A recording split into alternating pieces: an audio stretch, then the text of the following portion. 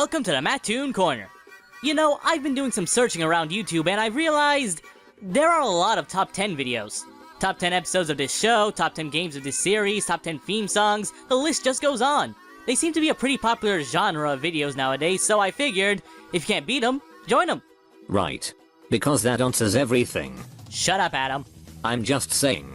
Doing what everyone else is doing seems like a cheap way to get more views. Touché. Do you even have a subject for one in the first place? Funny you should mention that. Are you here to watch the planets align too? Look! I even packed a picnic! Where do I even begin? 2013 was a very mixed year in my opinion. On one hand, we got shows like Wander Over Yonder and the ever-so-popular Steven Universe. On the other hand, we also got shows like Early Uncle Grandpa. Yeah, a bit of a mixed bag, but not what I'm here to talk about. Wander Over Yonder stood out to me for several reasons. From the lively color palette to the hilarious characters, the show just felt optimistic compared to the rest, and that's shown through the main character. Imagine if SpongeBob got a massive sugar rush and had the most likable aspects of his personality up to 11.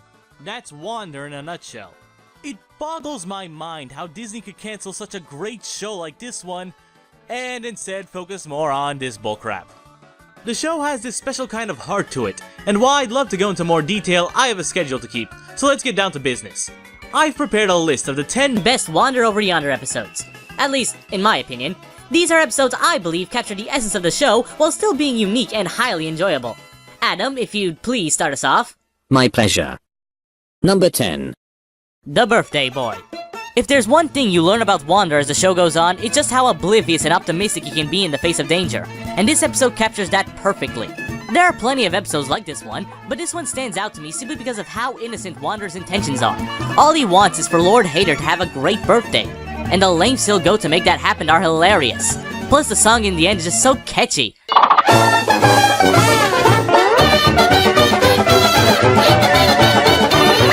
Good luck getting that out of your head. Number 9. The Boy Wander. I'll be blunt. I love Batman. He's probably my favorite comic book hero of all time. Everything about this guy can simply be summed up in one word. Awesome. So naturally, an episode that happens to be a direct parody of the Caped Crusader would be one of my favorites. I just love how serious Wander acts this entire episode, just like how Batman thinks the Joker is the worst thing imaginable. Which, to be fair, he kind of is. But on the topic of Jokers, Weird Al as Dr. Screwball Jones was a genius move. This man's voice was made for a character like this, and it wouldn't be a Weird Al cameo if I had an accordion song.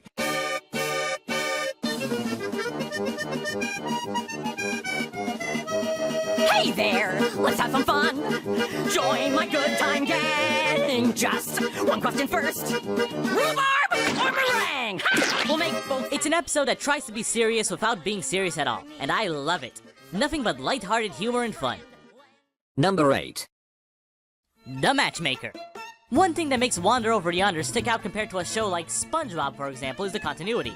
And the sheer amount of references to previous episodes in this one is enough to make me bust a gut. The title text that appeared at every minute detail just made me laugh at how random this episode was. I mean, have you seen the amount of different shows this episode parodies? This episode's just funny. I legitimately have no other words to describe it. If you feel like laughing, then be my guest and give this episode a watch. Number 7. The Little Guy. Oh man, where do I even start? This episode is just so sweet. The entire episode shows just how far being nice to someone can go. Wesley the Watchdog is a character I immediately sympathize with. I might not know how it feels like to be the rut of the litter, but I do know how it feels like to be the odd one out. Being the only American in a classroom of Brazilian kids kinda does that to you. I was a lot like him. All I want was glory amongst my peers, but it always felt out of reach. Seeing this episode tackle a subject like that really made me smile. Seeing Wander go so far to change Wesley's mind was just so sweet, and I honestly wish he had appeared in more episodes. The episode's sweet, has a great plot twist, and even a better ending song. What more does an episode like this need? Number 6. The Waste of Time. If you've ever watched Doctor Who, you know space and time travel go hand in hand.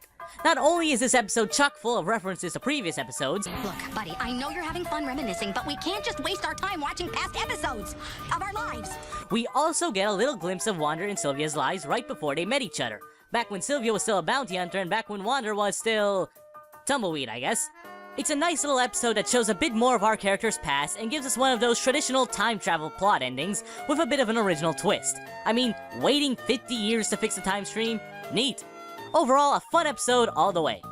So now we've reached the top 5 episodes. These are all episodes I knew had to be on this list since the first time I watched them. With that said, let's move on to... Number 5. The Battle Royale. Craig McCracken never stopped making cartoons, especially action cartoons. This episode was the perfect match of Wander over Yonder humor and action. Seeing all these villains beat each other senselessly is even funnier when it's all for a candy ring Wander put there. And because the wireless telephone game is broken, everyone thinks it's a super weapon. Wander just being Wander to make his matchmaking plan fall through is also a plus. But the real showstopper has to be the Hater and Dominator fight. Hater may have been reduced to a bit of a joke because of Wander, but he used to be the greatest in the galaxy for a reason, and he makes it very clear in this one fight. It's a shame he loses his recently gained admiration when he realizes Dominator is a girl, but still, the episode was action-packed, something I honestly wasn't expecting to see much here. Plus it paved way for the next episode on the list. Number 4. My Fair Haiti. Why do so many shows have musical episodes? Not that I'm complaining or anything, I love episodes like this, at least when it's done right. And of course, it is done right here. The plot is told through all these great songs, and we actually see Wander and Lord Hater working together. But what really sells me here is the kind of villain Dominator turns out to be.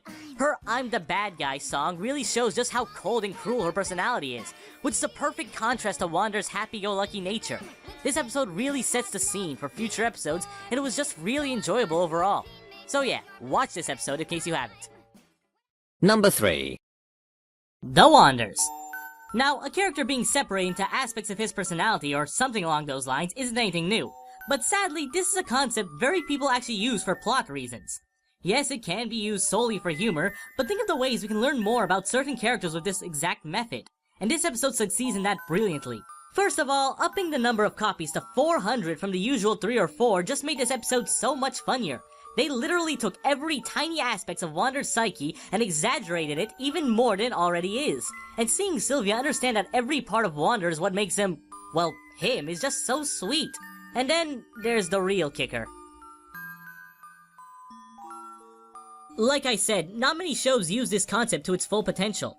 Wander's past is something shrouded in mystery. We've only been given a couple of glimpses and, to be honest, he's probably the oldest character in the whole series. But seeing Wander before he was... well, Wander made me stop and think just what kind of life he had before he became the Wanderer he is. It was touching to see this side of Wander and just how much it makes him who he is.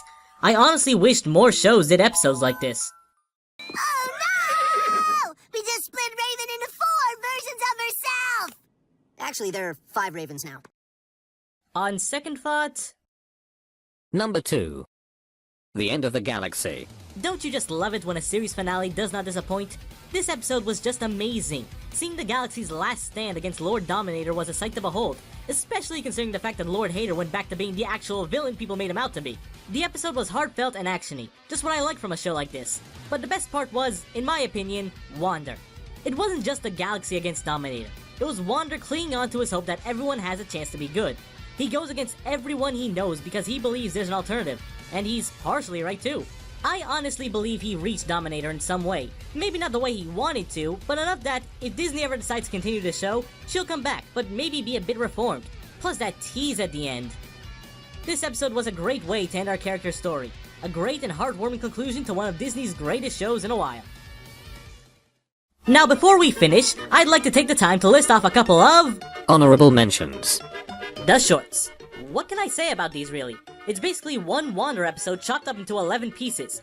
It's a fun little distraction that bridges the 2 seasons together, but nothing extraordinary by any means. The Brainstorm. Wander isn't the only funny character in this show. This episode shows just how well Lord Hater and Commander Peepers play off each other, offering a funny episode. While not good enough to make my list, it's a fun episode regardless.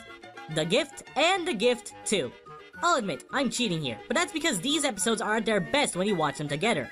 It's a really great 2-parter that took a while to get the full story, but a wait that was well worth it. It's funny and pretty surprising too, so give these 2 a watch when you can. The Legend. This episode would probably be my number 11 if I could put it on the list. I love how it gives us an idea as to how we interpret urban legends, as a kid or a young adult. It lets us see that not always the legends are true, but are still able to give hope no matter what the situation. A pretty sweet story, and it was pretty funny seeing all these kids retell Wander's story. Number 1. The Flower. Man, this is one episode I was not expecting. Now, Wonder may have had some heartfelt moments, but it was, at its core, a comedy. But this episode made me think twice about that fact. It had some humor, yes, but the main focus was Wonder being sad. Him, the most optimistic character in the entire show, spent almost an entire episode being sad, and clinging on to the hope that a universe could be saved, and the source of that hope being his one flower. Watching how far Wander and Sylvia went to keep that flower safe was heartwarming, and seeing them even go up against Dominator herself for the sake of keeping that hope alive was great. And when Wander explained that it's okay to be sad in dark times, I honestly shed a few tears. Everyone goes through moments like this, and that's fine, but this episode is all about remembering to have hope for better times up ahead. I'm positive someone might have been going through a tough time before watching this episode, and after they did, they started looking at things a bit differently. I know I did. An episode that I wouldn't expect a show like this to have. And yet, it definitely holds my spot as the #1 episode of Wander Over Yonder. Well, that's all the time. Hold on a moment. Aren't you forgetting something? What? What else am I missing? Aw, crud, really? Yes. But I don't wanna... Fine. Look, I wanted to make this video a bit more unique, so I decided to add a third category. This is an episode I don't think deserves a spot on the list, but I still hold it in high regards for dumb reasons. As such, I've named this section... Matoon's Guilty Pleasure. The Party Poopers. With a name like that, I honestly wasn't expecting much, but when I watched the episode, I finally realized where the poop part comes into play. This episode is nothing but butt jokes. Butt jokes everywhere. Season 2 was full of dramatic moments and interesting choices for plots, but... butt jokes? It's stupid, it's childish, it's juvenile, and I love it! Honestly, ask any little kid if butts are funny and they'll just laugh. And that's the whole point of this episode, making kids laugh. Plus it even gives a nice little moral of not being so serious all the time and lightening up. It's lighthearted, funny, and inoffensive, just the way it should be. There.